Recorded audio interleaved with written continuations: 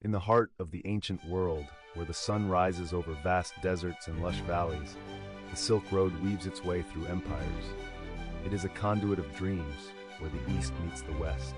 Merchants laden with silk and spices traverse treacherous paths, unaware that their journeys will change the course of history forever.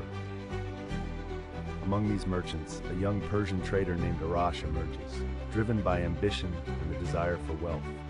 Yet, he finds himself entangled in a fierce rivalry with a ruthless Chinese warlord named Li, who seeks to control the trade routes at any cost.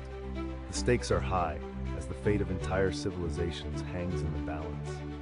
As tensions escalate, whispers of betrayal circulate among the traders.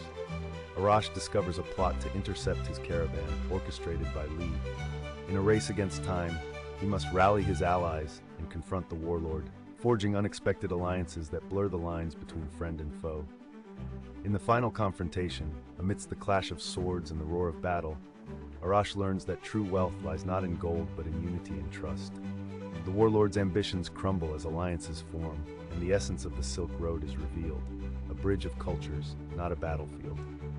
In the aftermath, as the dust settles, the Silk Road thrives anew, its legacy eternal.